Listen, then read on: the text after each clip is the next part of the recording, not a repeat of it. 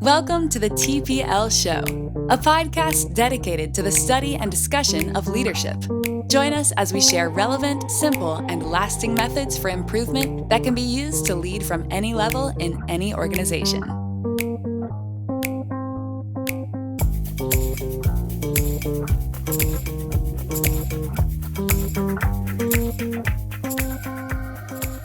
Hey everybody, welcome to today's episode of the TPL Show. If you're seeing us for the first time, then you will notice that we're actually on video. Yep. Right? So we had mentioned before that we're transitioning to YouTube. So here we are. This is our first live video podcast. And we are super excited. We opened up a new studio here in Lebanon. Yep, I'm loving the new studio. Yeah, so got a nice wood background. But that might change in the future. We'll see. We're still making some tweaks and changes for the old TPL Show studio. Yeah, but it's a nice new place, and it's been a journey. The first studio was at the loft in the cannery in Dayton, and we'd hear the fire department answering calls right when we were recording. So we've moved up in the world. We have an actual way. sound room. Yeah, an actual studio and a sound room, video equipment. So we're pretty excited. We have a great guest for you today, Dave. I'm going to kick it over to you. I'm going to let you introduce Oakland, and we'll go from there. Okay. So our guest today is Lieutenant Colonel Oakland McCullough, and Oakland, Oak as we call him, is retired. And I'd just like to share a little bit of his background. Oakland McCullough was born in Loudon, Tennessee, and he was raised in Kirkland, Illinois. And after graduating from high school, he attended the United States Military Academy at West Point for 2 years. Then he graduated from Northern Illinois University and received his commission as an infantry officer through the Reserve Officer Training Corps in 1986. And by the way, full disclosure, I went through that same program at Northern Illinois University and got my commission there as well. But I think Oak and I missed each other by a year, or maybe we overlapped by a few months. So just so everybody knows. So in his 23-year career in the Army, Oakland McCullough held numerous leadership positions in the infantry and armor branches. He assisted in disaster relief operations for Hurricane Hugo in Charleston, South Carolina, and Hurricane Andrew in South Florida. His operational deployments include Operation Desert Shield, Desert Storm in Saudi Arabia and Iraq, peace enforcement operations in Bosnia, and peacekeeping operations in Kosovo.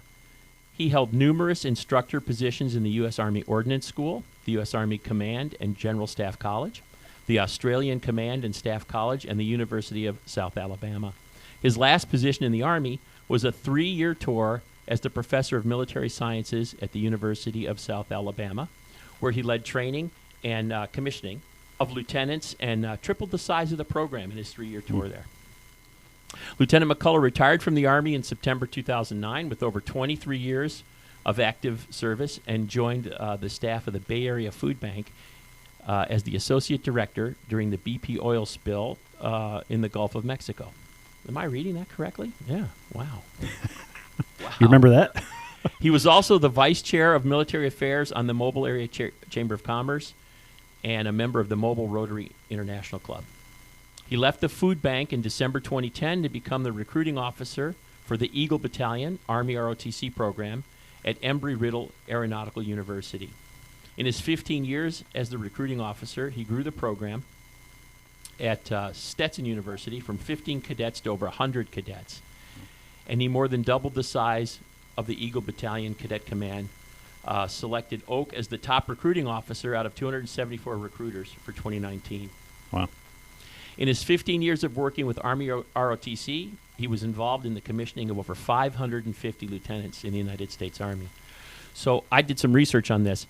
At any given time, there's about 13,000 lieutenants in the Army at any given time. So this is the magnitude of leadership that he's developed. Yeah.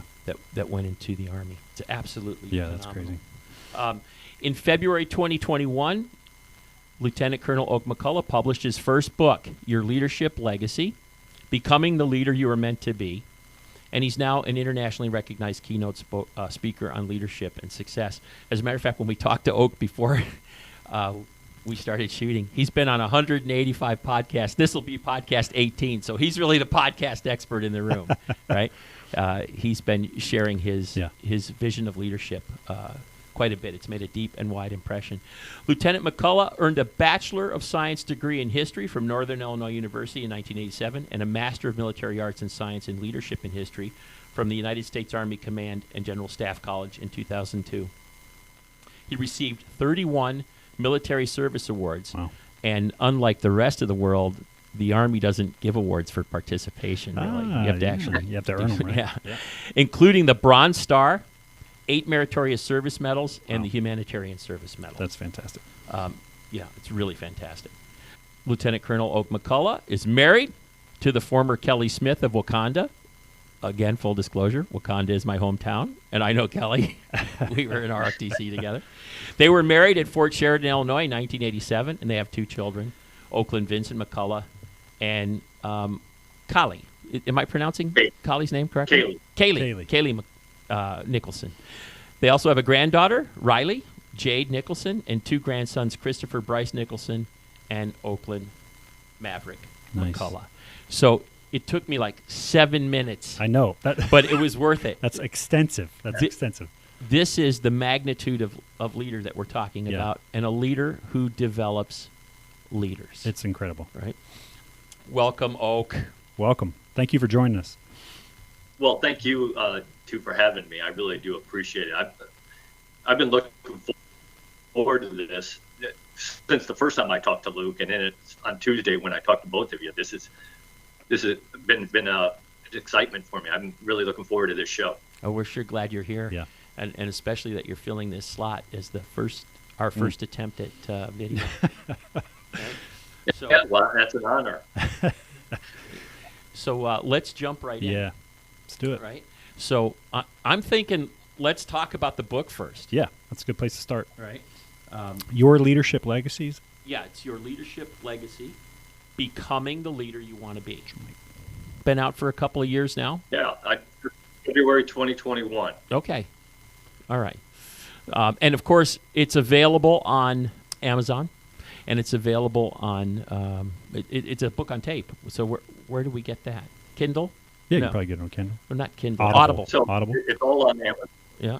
It's all on Amazon, and it's available hardcover, paperback, ebook, and Audible. Okay. And I did the reading for Audible. Yeah. Awesome. Yeah. That was wonderful. I like that Kelly, your wife, opened the book for you. She did a foreword. Yeah, she's the only other voice on there. She did the about the author and the foreword because she wrote the foreword, so I wanted her to read it. Yeah, that was fantastic. And then, of course, you read the book, right? You were the narrator, so to speak. And what I loved about the fact that she opened the book is now I know it's got to be true. I know it's in there. It's got to be true. Oh man. So let's talk a little bit about your book. I've got questions. I know Luke has questions. But the first thing, maybe to just get our toe in the water, your book opens up doing something that a lot of leadership books don't do. It says, "What is leadership?" Ooh. I think. Right. Yeah, I think we've addressed that on this podcast before. We have, but I'm of course we're really looking forward to hearing your view of it. So, can you just tell us a little bit your view, and of course as it's laid out in the book, but feel free to expand. What is leadership? Yeah, well, one of the things that I've found out, especially since I've been going around talking to organizations, is that organizations don't define what leadership is for them. I tell everyone, look, you got a mission statement, but you need to define what leadership is. And because if you don't, then how do those people you're developing as leaders, how do they know what they're trying to develop into? Mm-hmm. So I'm very adamant that you got to develop. Every organization needs to develop their own definition, and it has to be their own definition. I mean, I can't tell you what that means to you. Everybody has kind of their own view of what leadership is. Right. Yeah. So you got to have to do that. To me, it needs to be very simple: the who, what, why, part of it. So to me, I use the Army's definition, I guess, because I grew up in the Army, but I don't think that it changes. I don't think any Fortune 500 company that would come up with a definition would make it much different than what the Army's is. It's all about, getting a job done while motivating people and accomplishing the mission and improving the organization. And I think if you, very simple, again, you got to keep things simple for me, but it's very simple, but it talks about exactly what leadership is. And I always add a couple things to that. I said, number one, you got to take care of the people in your organization, because if you don't, they're going somewhere that does. Yep. And number two is that you got to set the example. And I talked about both of those things in depth later on in the book. Yeah. But if you don't define it, then how does somebody know what you're expecting from them? Yeah. And I'm a huge believer in setting expectations. It's absolutely to the point. In my experience, there'll be a big job description for every position, published by HR, 10 years out of date, all that stuff. And it never describes the leadership aspect. How do you lead? What does leadership mean here? What is a leader here?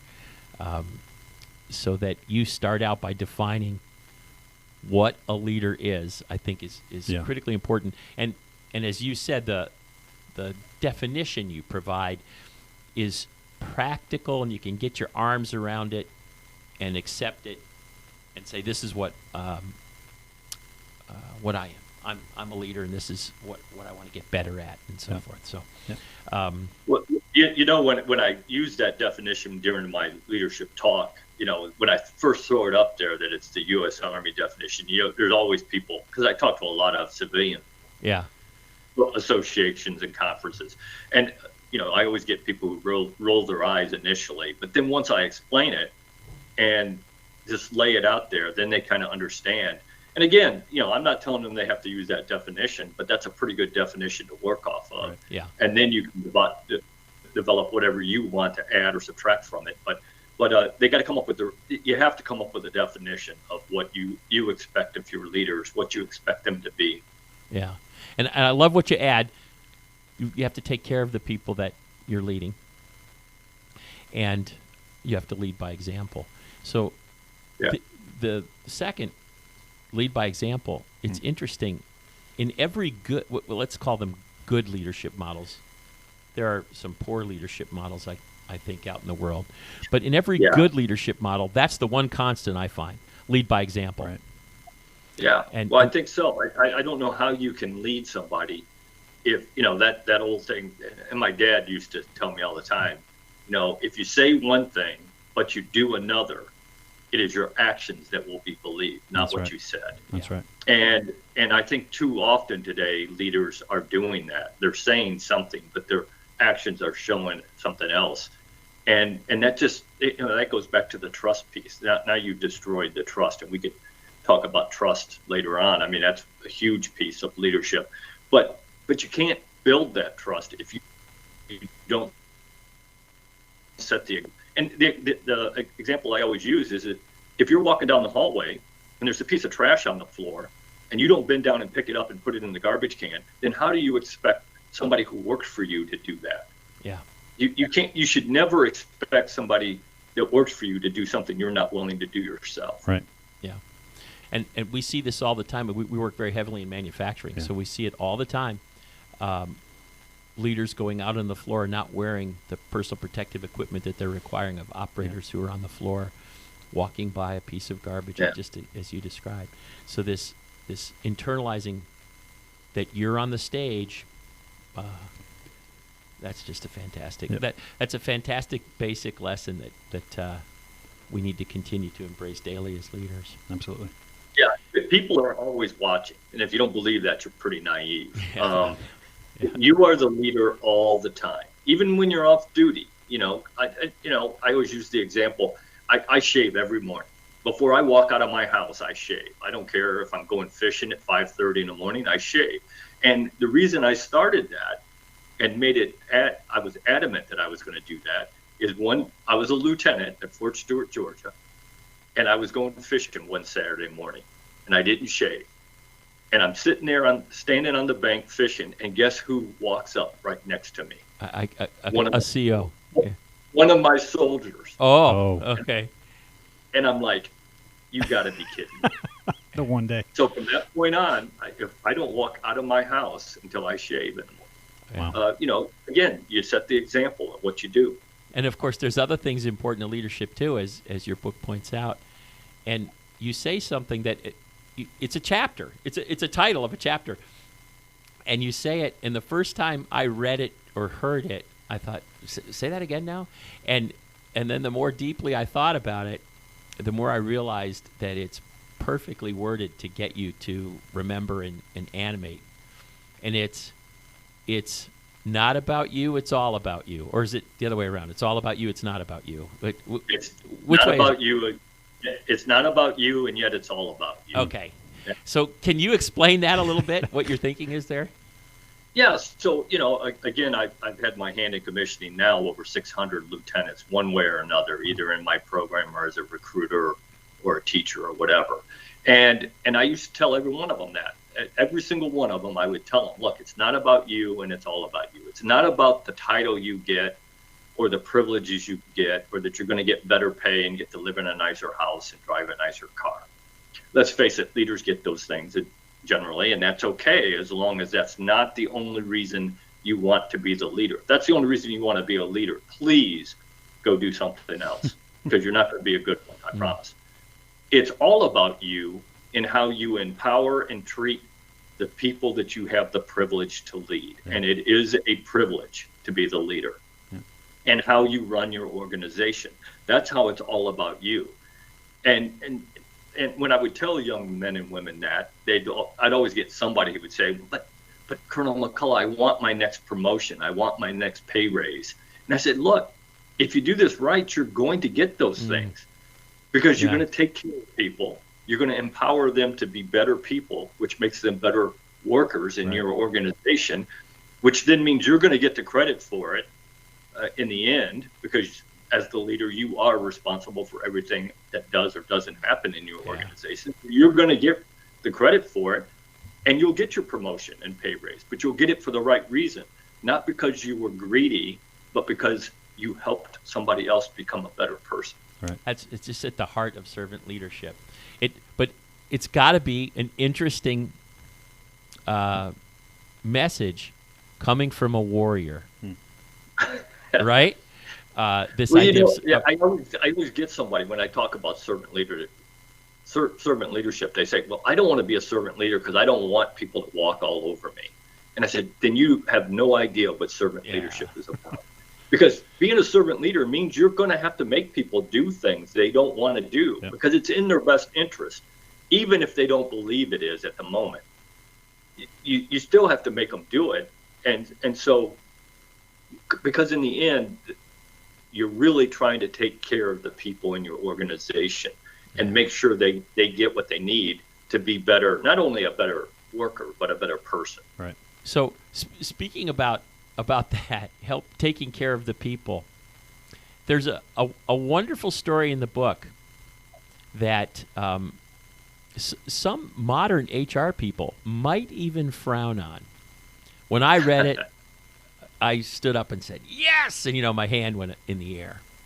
And that is about the broke private. Do you know what I'm talking about?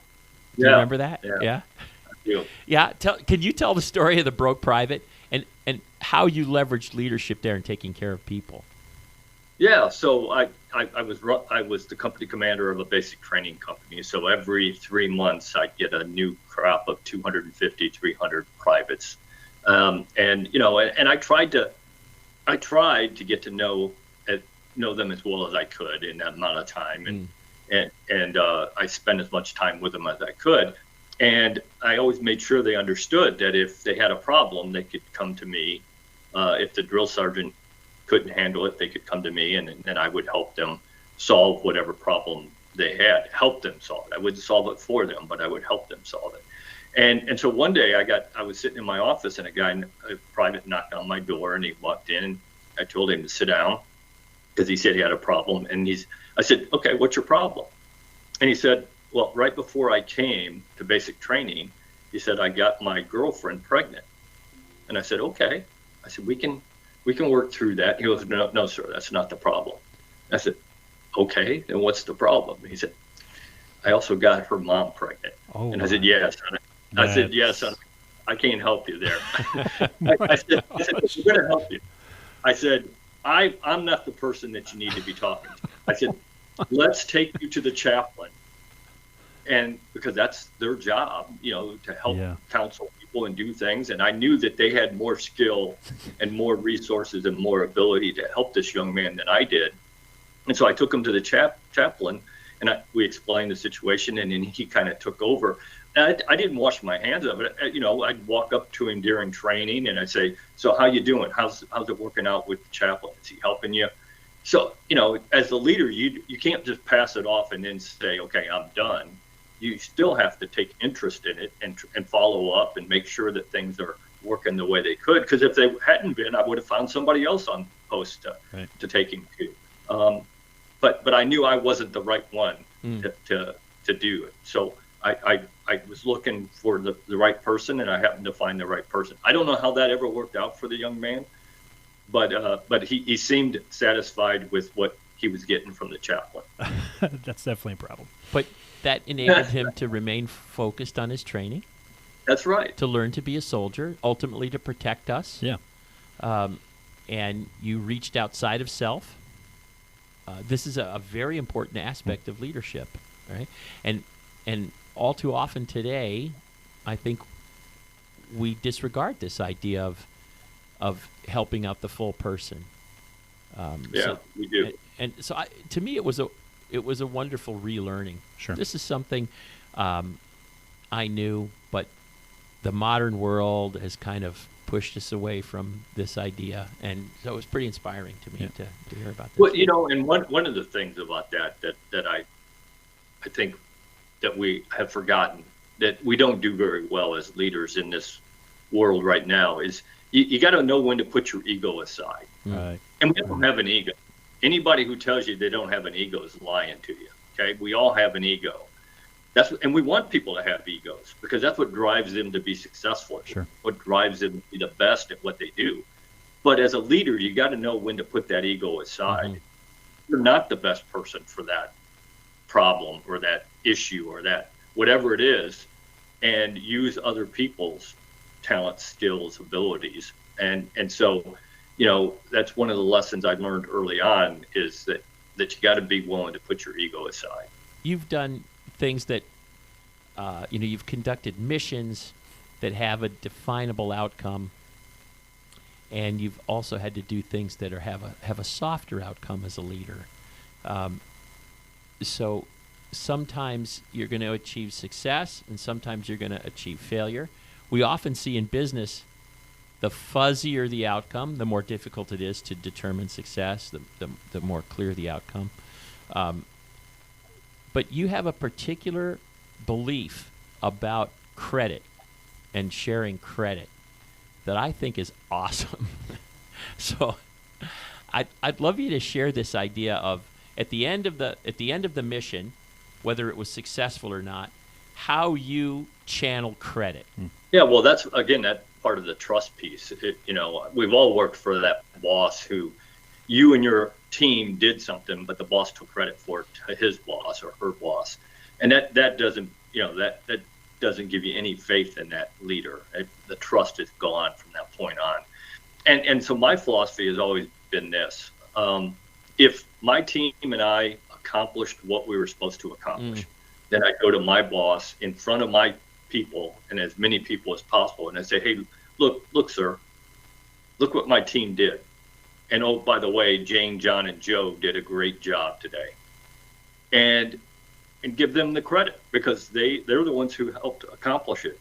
As a leader, if you think you're going to accomplish things by yourself, you're sadly mistaken. It's going to be your team. So you got to give them credit when that happens. Yeah. If we didn't accomplish what we were supposed to, I went to my boss in front of my people, and I said, hey, boss, I messed up. And this is how we're going to fix it. And even if I wasn't the one who caused us not to accomplish what we were supposed to, in the end, I'm the leader. I'm responsible for everything that does or does not happen in my organization. Right. As a leader, you cannot pick and choose what you're responsible for. I'm sorry. That is not how leadership works, at least not good leadership. Yeah. You can't say, well, that went really well, I'm going to take credit for that, and that didn't go so well, so Luke, I'm going to blame you for that. That's not what leaders do. You are responsible for everything that happens or does not happen in your organization. Do you think ego plays a part in that too? Do you think that comes back to ego?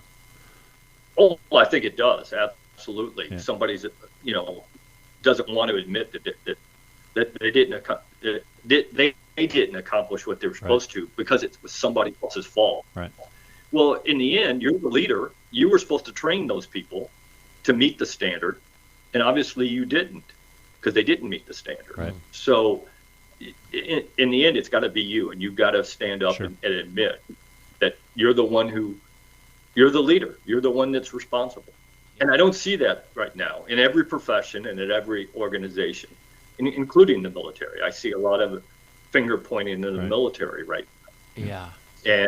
And we got to get back to leaders taking that responsibility. And to me, it comes down to three words that unfortunately in our society today, we use interchangeably, and they are not interchangeable.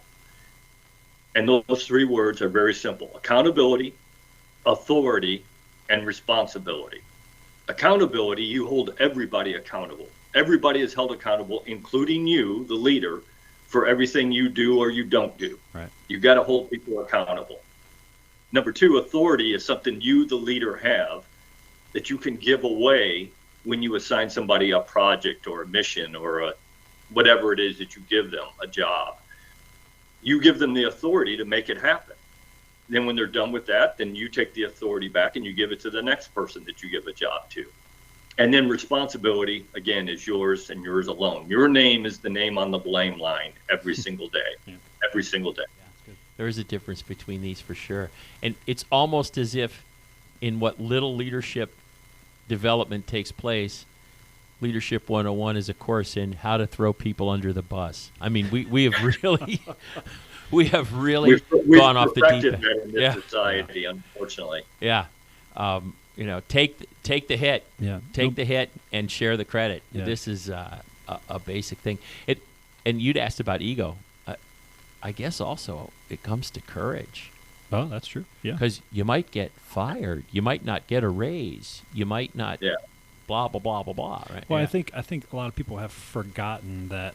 Yeah. That chance is there, that might happen. However, usually when you're honest about something, or you stand up, have courage, put your ego aside, and say, yeah, it was my fault. I messed up.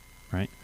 Yeah. Usually, you're not going to be just axed and okay, yep, you're out of here. See you later. It's usually like, okay, thanks for standing up for that. That's big of you, and you gain, I would say, a more positive impact or more positive outlook on your personality for whoever you're admitting that to. Yeah, like that's a very positive thing to get. Or if you don't, if the reaction is toxic, it tells you everything you need to know about that culture. You shouldn't be there. Yeah.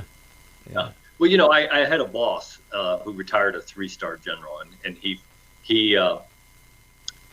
had a very interesting philosophy about mistakes, and I adapted it because I absolutely believe it.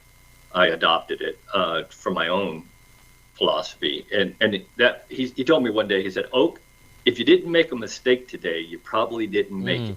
You probably didn't do anything. Yeah, that's true. We're all going to make mistakes. Look, none of us are perfect. I keep trying to convince my wife that I'm perfect, but she's not buying it. Yeah. You would think after 37 years I could convince her. If you have any clues in that direction, we'll share them after the show. Please send those our way. Let me take some notes. Exactly. So his philosophy was this: look, I don't care if you made a mistake. What I care about is what did you do after you made the mistake? Right. Mm-hmm. Did you try to hide it, or did you blame somebody else, or did you walk up to me and say, "Hey, boss, I messed up, and this is how I'm going to fix it"? Yeah. And he'd say, "Okay, let's go fix it." Now that doesn't mean that there may not be repercussions for a mistake. Sure. There may be, but you deal with the mistake, you fix it, and you move on and you learn from it. Sure. And then we go on to the next thing. Yep. Because we're all going to make mistakes, I promise. Yeah. And as we mentioned, this takes courage. Mm. So there's no doubt that you have courage. I mean, you've been on the front lines of violence and danger and battle. So we don't need to explore it from that side, but from the side of organizational courage. Yeah. So, which is harder. Oh, is it really? That's Wow. an interesting thing to say. There you go. You've heard it here. You heard it here first. And I wonder if let's dissect that. I'll come back to the thing I wanted to ask you, but it's harder. So think about this. Most people never face combat, and we think of combat as the most arduous or most courageous thing that someone Sure. might do. Yeah. And here a warrior is saying the demonstrating courage in an organization is harder, and that's where most people are. Most people have to make their bread and butter working in kind of a traditional organization. And so the courage that they're showing there, you heard it from a real leader, is actual courage. It's real courage. Yeah. Yeah. That's really inspiring. I'm glad that you said that. So as a soldier, as a policeman, as a fireman, whatever, any of those professions where you put your life on the line, you're trained to do that. Yeah. And you feel confident that you're trained the best you can be to do that. At least I did. I went into situations knowing that I was as trained as I was going to be. It doesn't mean that a bad thing can't happen to you, because it certainly could, but you don't even think about that. You think about your training. You think about what it is you're supposed to do.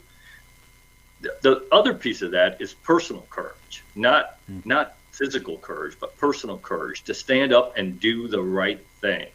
Even you do the right thing because it's the right thing to do, even if it is not in your best interest. And that's hard sometimes. Yeah. To say, okay, the right thing is I do this, and that doesn't help me, but it helps somebody in my organization, or it helps the organization. You still got to do it, because the minute you don't do it and somebody sees that you didn't do the right thing, again, you're done. Trust is gone. Yep. So that's the harder piece to do, because again, doing the right thing may mean that even if it's not in your best interest, it might mean that you get fired for it, or you don't get your promotion, or whatever. But you still got to do it. That's integrity, right? You have to have personal integrity to be able to, stand up and do the right thing. Yeah. That's right. Yeah. So you write about this. Yeah. You write about a 17-year sergeant. Is that ringing a bell? Yeah, it does. Yeah. So Staff sergeant, 17 years. Yeah. Who maybe was not demonstrating good and ethical behavior.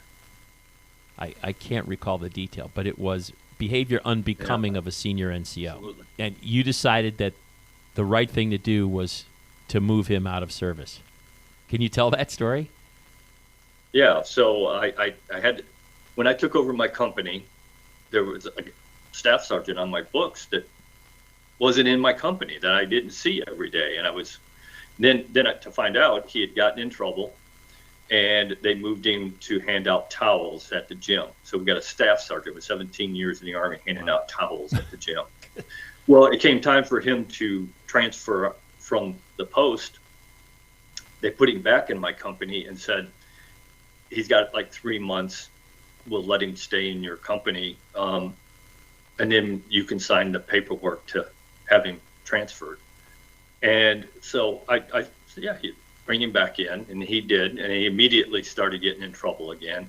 And so when it came time to sign the paperwork, I said, I'm not signing the paperwork. In fact, not only am I not signing the paperwork to have him transferred, I am initiating paperwork to remove him from the Army. And my battalion commander was fine with that. My brigade commander was not. And my brigade commander told me, he said, the man has 17 years in the Army, he deserves to retire. And I said, nobody has the right to retire. You have to earn that right, and he has not earned that right, and so I'm going to initiate the paperwork. And he told me, look, you're not doing it. And I said, yeah, I am. And he said, let me make this clear, Captain. if you do this, it will reflect on your officer evaluation report. And I said, okay. And I started the paperwork, and he declined it, but unfortunately for him, it had to go to the division commander, the post commander, and he approved it. And to my brigade commander's credit, he didn't lie to me. It affected my OER, and that's okay. I would do the exact same thing again because it was the right thing to do. And OER is Officer Evaluation Review Report, right? Report, yeah. Yeah, and of course that is the equivalent in the civilian world of a performance review or right. An annual review. So, so you took the hit and did the right thing. I did. Yeah. And it affected my career, and that's okay. I would do the exact same thing because it was the right thing to do. Yeah. I'm thinking it when you say it affected your career, you're thinking it put some type of limit or roof on you. It did. Absolutely. Yeah. I've had plenty of people who told me that is why I never made colonel. And that's okay. Yeah. I'm happy. I am satisfied every morning when I look in the mirror at who I'm shaving. I'm happy with the person that's looking back at me. Yeah. I'm just not willing. I wasn't willing to sacrifice my integrity and my beliefs so that I might get another promotion. Yeah. I just wasn't willing to do that. And that was fairly early in your career, right? Yeah, it was. Early in your military career. So of course, probably we crossed each other's path in the past. But neither of us really remembers that. It was many years ago. And I was definitely not the person I am today then. I was a much different person. Not as visible, I guess, as I am today. I can tell you this, having read your book, and I've followed you on LinkedIn for a while now, as great chance would have it, reconnected. I don't think it held you back at all. Yeah. That's my professional opinion. I am happy with who I am and where I am in my life. Yeah. And that's all that matters. That's right. You have to be happy with the decisions you make. And if you let other people make decisions for you and you're not happy in the end, don't blame anybody but yourself. Yeah. Yeah, for sure. And so I think it's a bellwether that talks about what happens to people at some point in their career where they have to make that stand. So when we're looking for people to join Avanulo, we ask them these things. We ask them, have you had to make this kind of stand? And it's a real plus if you have, because it's going to come up. It's going to come up at a client's place of work where you're going to have to decide between the safety of employees or the integrity of something and our relationship with the client, and you'll have to put that relationship at risk in order to do the right thing. So that's what leaders do. If you're not willing to make those decisions, if you're not willing to be put in those positions, then you have no business being a leader. Yeah, and so then I'm drawing this string real tight. Here it is. Here we have someone who maybe didn't make full bird colonel because of standing up for what was right. Maybe that's the case. Yet, we have 600 or so leaders that are defending this nation, being put into the system because of your leadership. We have the inspiration that's coming from your book and the other talks that you're doing and the impact you've had on the world. And the message for me is doing the right thing doesn't slow you down or limit you. It propels you forward. That's right. It propels you forward. And that you're a living example of that. Well, I appreciate that. And it took me a few years. Initially I was kind of bitter about how I was treated for standing up for what I believe. But then I went back to my faith a little bit, and I just said, look, I was the one who made the decision to do what I did, and I can't influence other people's decisions that were above me. They had to do what they thought was right. And if that's what he thought was right to do, then okay. So I kind of made peace with it. And I was like, it is what it is. And I would do it again. So I can't dwell on it. I have to move on and make the best of whatever it is that I'm doing. and continue to make an impact in the Army and in the world as much as I could make an impact at that level. And that's how I dealt with it. Yeah. Yeah, that's a fantastic story for leaders to hear. I think leaders at any level. So for me, there's just one more thing I want to touch on before we leave the book and maybe talk about some other things. And I learned something from your book, and that was the value of we believe in reading. We believe in reading a lot about leadership, reading a lot about organizations and how they work best and how to improve and so forth. And we teach that and promote that. But I got this great nugget from you, which is to learn leadership, read autobiographies. And, I was mentioning to you before we began this morning that I would have paid a pretty penny to have learned that when I was 20 instead of when I was 60. So I think that is a fantastic thing, this idea of reading autobiographies. Yeah. Can you just talk about how it helped you to become a better leader? Yeah, so I'm a huge believer in professional development programs inside your organization. And unfortunately, we've all seen it, and we're going through it now, I think. When money gets tight, the economy gets tight, money gets tight, the first two things that are cut out of an organization's budget is personal development and training. The two worst things you can cut, because the people you are producing, the leaders you're producing, the better trained people you're producing are the ones that are going to get you out of that situation. So the worst two things you can do is cut the professional development and the training. So, I learned somewhat early on. I was a captain probably when I finally started figuring out. I read military history books and history books about battles and all that, and I loved reading them. But then, I had a boss who retired, a 2-star general, who one day kind of nudged me toward reading autobiographies. And he said to me, when you read the autobiography of a great leader, you're not only finding out what they did, but you're starting to figure out what their thought process was to make them make that decision. Now, are you ever going to be in that exact same position? No, absolutely not. But you could still use that thought process to help you make decisions that you got to make, those big decisions. And people are always kind of shocked when they ask me, well, what's my favorite leadership books? And I always tell them there's 3 that right off the top of my head, and I could probably add a 4th one, but 3 right off the top of my head that I would recommend to every leader. The number one leadership book, in my opinion, is On Leadership by John Wooden. Great book. And if you've never seen John Wooden's Pyramid of Success, you definitely have to look at the book and look at that pyramid. That pyramid hung in my office for many, many years.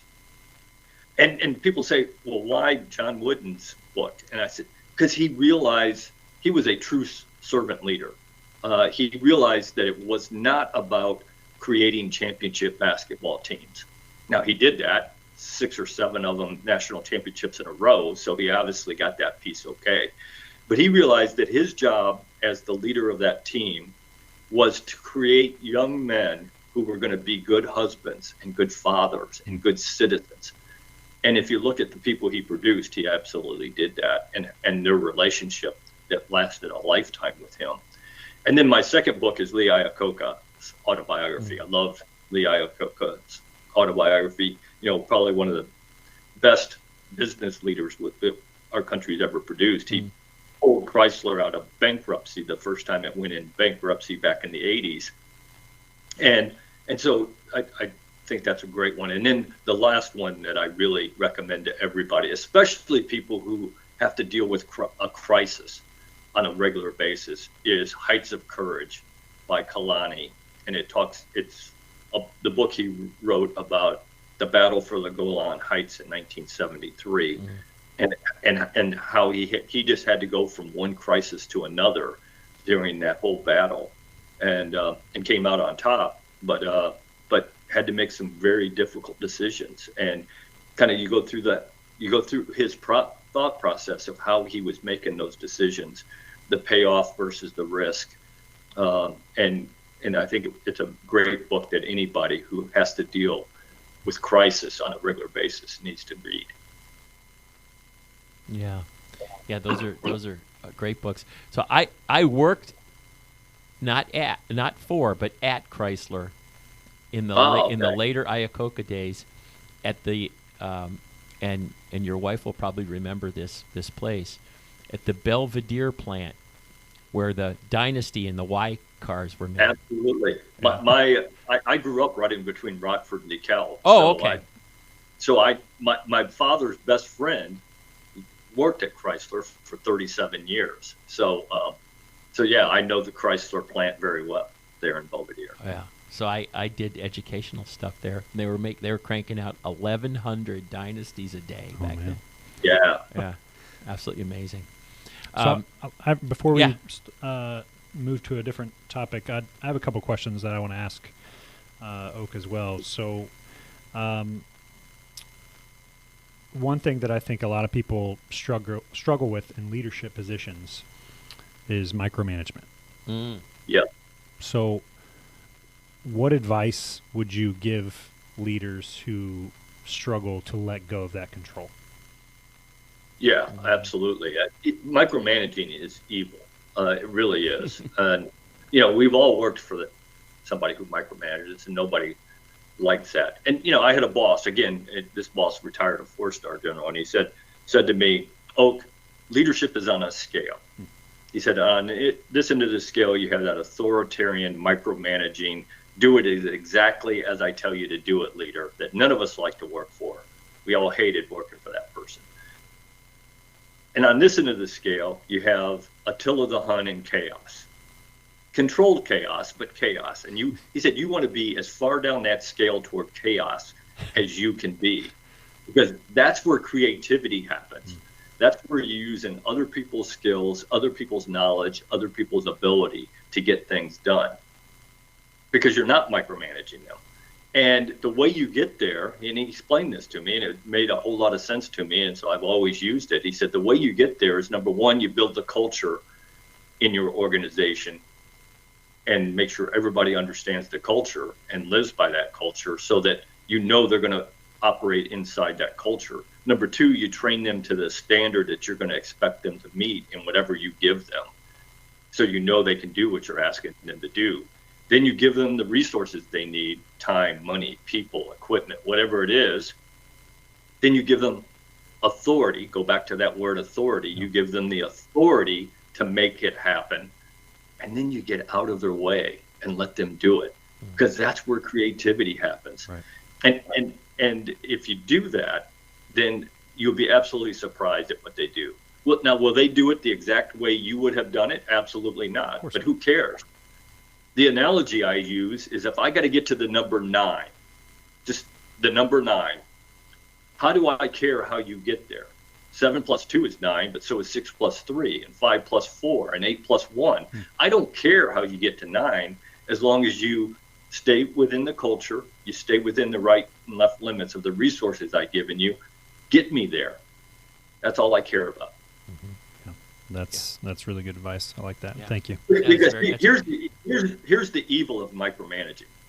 Not only are you affecting that person because you've cheated them out of an experience, you're cheating everybody who ever works for that person out of that experience. Right. So you may be affecting your organization for the next 5, 10, 15, 20 years, however long that person works there, because you cheated them out of that experience. It's like an ugly butterfly effect. Right. Yeah. Yeah. That's a great way of looking at it. That is. Next question for me. So future leaders of America, right? So people that we are currently trying to set that example for today. So how do you see leadership evolving in the future? And I guess what skills do you think are most important to have for leadership in the future? Yeah, I don't think they change. I'm a firm believer that leadership principles are leadership principles. Now, how you implement those principles are certainly going to change based on technology, based on all those other things that are good. But a good leader, in my opinion, has to have integrity, has to have good integrity, must be able to communicate. And that's one of those that will change. I don't think integrity and character is going to change, should not change. But the communication piece of it is certainly going to change. You know, for the last 16 years, I've worked with 18, 19, 20, 21-year-old young men and women. And I've just been shocked at the technology piece of it. You know, I'll give you an example. You know, I'd go around and talk to high school kids when I was trying to recruit for ROTC. And my last slide had my name and my email and my phone number up there. And the, you know, first couple times I gave that little presentation, I said, now pull out a piece of paper and write down my name, number, and email. And everybody pulled out their cell phone and took a picture. I was like, yeah, okay, I got it. So, you know, you got to be willing to adapt to the technology that's going to allow you to do things better. I always tell people, though, you got to be really careful as a leader. You know, sending a text is not the be-all, end-all. You can't check the box and say, okay, that I passed that off to my subordinate to get done. You got to follow up on those things. I'm not saying you can't use text, but you got to follow up. My personal, you know, I'm still an old-fashioned guy. I want to look you in the eye when I tell you I need you to do something, because then I can actually tell whether or not you understood what I asked you to do. Right. I can see it in your eyes. I can see it in your body language. You can't do that over a text or an email or even over a phone call. So you know, you just got to be careful that just because you send a text or an email doesn't mean that you have accomplished the communication piece that needs to be communicated. Yeah. I mentioned this to you when we first started talking about you coming on the show, and I'd love your view on it. It's a patriotic thing, really. It's a thing about national interest, and that is, during the pandemic, or prior to the pandemic, we had a supply chain that was absolutely amazing on a global scale. The efficiency, the evenness, the reduction of waste and variation in the process was almost unbelievable in terms of what we enjoyed.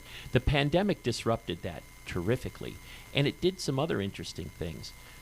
Countries became much more interested in their people's needs and kind of nationality for the moment. When for the first time we saw it because regions of the world had become specialized in things. For instance, no ingredients for pharmaceutical products were manufactured in the United States anymore. They were all manufactured outside of the United States and assembled, if you will, inside of the United States. And other things, medical in nature, like gloves and masks. And we saw during that crisis that other nations, probably us too, were willing to turn off the spigot and say, we're not sharing right now. This is all just for us. And it caused shortages and alarm, concern, and fear for the future. I don't think we'll go back to the level of integration anytime soon that we experienced before the pandemic. So there's this reshoring that's going on where America is bringing back much manufacturing capacity that we had let go decades before, at a time when our workforce is shrinking, our leaders the number of leaders we have is diminishing. People experienced in that field are diminishing. People that want to work in that field are diminishing. And so we see this great need for manufacturing at a time when we're less able to resource it. AI comes into play. Automation comes into play. But how do you feel about this as a strategic point of interest for the nation? If we're directing young people to be leaders, do you have any thoughts about this?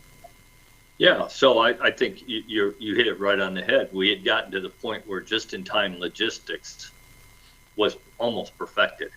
And then the pandemic came and showed us the downside of just-in-time logistics, especially when you're talking about from overseas. And so I think, you know, we're going to see a resurgence of manufacturing and those kinds of things in this country. I think that was one of the byproducts of the COVID years. And I don't think we are prepared leadership-wise to do that. And I think we got to do a better job of producing leaders in every profession and at every level, because we haven't had that, like you said, that need in certain professions, certain industries to have the number of leaders that are going to be required. And we are going to reap what we sow. I mean, I promise you, if we don't do a good job, then we're going to have organizations that aren't going to have good leadership, and we're going to pay the price for it. So I think we got to get back to organizations like yours who are training leaders, and obviously the military, a lot of those that we train get out and join the civilian workforce, which is a good thing. That not everybody makes a career out of the Army, and nor could we let not everybody make a career. We'd break the system if everybody stayed in. So we got to make people understand that leadership is needed at every organization and in every profession. And we got to do a better job of figuring out how to train those leaders, because we're not doing a very good job of it right now. And, that really hit home to me, that concept of everybody. I think I always understood that, but it really hit home to me when I was running my ROTC program at the University of South Alabama. And one day, Master Sergeant David Powell, who worked for me, I'd say he worked for me, he was probably a better leader than I was. We were sitting there talking about the significance of what we were doing, helping to produce that next generation of leaders for the Army and for the nation. And he looked over at me and he said, sir, great leadership handed down from generation to generation is what develops great nations. And I thought, wow, what a powerful quote. I wish I could take credit for that, but I can't. That's very powerful. But then I thought about it, and I thought the most powerful part of that quote is that you can take that word nations and you can substitute anything you want for it. You can substitute family, neighborhood, community, hospital, food bank, automotive industry, whatever you want, because every organization in every profession at every level needs good leadership. Mm-hmm. Yeah. I think that sums it up nicely. So we're at the end of our question list for you, but there might be, and before we would wrap this session, we're going to spend some time at the end talking about how people could engage you, learn from you. Right. I think this is very important, and we're going to spend time for that, and we're going to put lots of that kind of information into our show notes. But is there something that we didn't talk about that you wish we would have talked about? Yeah, I think dig deeper into the trust piece, because I think in this country right now, in the world, not just this country, but certainly in this country, there is no trust. We don't trust anything in this country right now. We don't trust the police. We don't trust any of our institutions, Congress or the medical profession, or it's just trust is really at the lowest point I've seen it in my career, right. My life, and even the military. I read an article about 6 months ago that said that only 48% of the people in America trust the senior leaders in America's military. 48%, lowest number since the Vietnam War. So we got to get back to building trust with people, and the way you do it, in my opinion, is very simple. Now, doing it, obviously, just like most things, even though the concept is simple, doing it is the hard part. And to me, leadership is about people and trust. And you can't build the trust if people don't know who you are. So you got to get to know the people that you have the privilege to lead. And when I talk about trust, I always talk about 360-degree trust. Because we all know, and I think all of us understand, that a huge portion of trust is that the people you lead have to trust you. That's the simple piece that everybody knows. And if that one isn't there, it really doesn't matter what else you do. That is the cornerstone to being a leader, is the people that you're leading have to trust you. Right. But then the leader also has to trust the people that you're leading, that they're going to do the right thing. Goes back to culture, that they're they're going to accomplish the things you ask them to accomplish. Goes back to training standards. All those things are your job as a leader. And then everybody in your organization has to trust everybody else. And we, first responders, military, we certainly understand that somebody behind you's got your back, and you got to trust that they're going to do the job. But I would argue that in corporate world, that's just as important, that you got to trust the people in your organization to do the right thing and to accomplish what it is they're supposed to accomplish. Because what you're trying to accomplish may hinge on whether or not they're successful or not. So you got to have that trust inside the organization. And then you take it one step further in that any organization outside of yours that you're doing business with has to trust you, and you have to trust them. If any part of that 360-degree circle is broken, you've got problems. Yeah. Yeah, that's big, I think. Yeah. We often refer to this, and I can't even tell you who conceived of it, but operating at the speed of trust.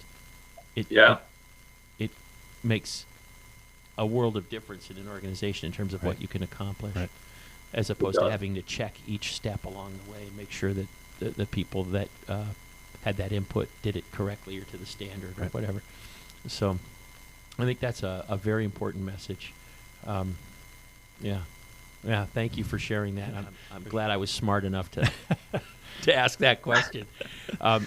So we're gonna, of course, we'll put information about how to contact you. But if people wanted to learn more from you, how do they typically do that? So I get some people go to my website, and on my website has my cell phone number, my email address, all of the links to my social media. So let's say let's say your website out loud, because this will also be an audio program. So right. Yeah, so it's www.ltcoakmccullough.com. And like I said, all my information is on there. You can reach me that way. The way we got connected was LinkedIn. That's the social media I use the most. And again, hop on there, connect with me, and direct message me, and absolutely. I try to never turn down a chance to hop on a Zoom call with somebody who connected with me on LinkedIn. If I can make it happen, I do, because that's what this is all about, is making a difference in somebody else's life. And so I'm always happy to do that whenever I can. And you'll come to an organization and you'll lead them through a session. You'll speak. Right. I do I have 3 keynotes that I generally give. Happy to do any one of the 3 for any organization. I do one on servant leadership, and I do one on leading through change, and then I do one on success. Okay. And that's what my second book is going to be about, is the success. Nice. There's another book coming out. Yes, I'm working on it right now. All right. Any planned release dates or? No, not at the moment. I'm still kind of early on in it, and I've written the table of contents, and I've started to figure out basically what the concept of each chapter is going to be about, but I haven't really dug down to it. I've got my 10-year-old granddaughter and my 7-year-old grandson. Kel and I have them for the whole month of July, and so that's taking up a lot of my time right now. Sure. So, of course, we'll beg you when it is ready to come back, and we'll talk about that. Oh, I'd love to come back. Yeah. Love to come back and be on your show again. Oh, that would be fantastic. I think our listeners are going to really enjoy this episode. Yep. So, Lieutenant Colonel Oakland McCullough, U.S. Army retired, who has a fantastic book out called Your Leadership Legacy, Becoming the Leader You Want to Be. I just love the title because it just lays it on the line. This is who you can be, and here's some practical advice for how to get there. And we're all about that at the TPL show. So we really thank you for being with us today, and for breaking ground with us on our first ever video show. Well, I appreciate that you trusted me to do it. Well, you're a very tolerant guy, going through all the technical nonsense we had to get this thing going. So I really appreciate it, and we're going to keep in touch and follow your adventures and exploits. and share it with our listeners and viewers as time goes on. So thank you again so much. We really appreciated having you on today. Yeah, well, thank you. I appreciate it. I loved being on this show. And like I said, anytime you want me back, you just got to let me know. Well, we will. Absolutely. Yeah. Well, Right. I think that wraps up our inaugural video episode. Yeah. First video podcast of the TPL show. Oh, so. I do have something else. Oh, yeah. We had technical problems last night, and we have a fantastic audio engineer who helped us. So you got to give the plug for that engineer. Yeah, I got to give a plug out to Vince Marcelino.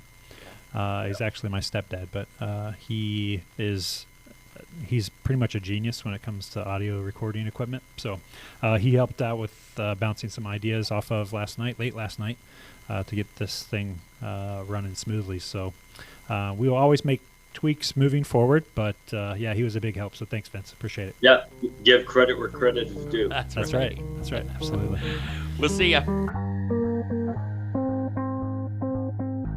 Thank you for listening to the TPL show. We hope you'll apply what you learned today and tell us how it went.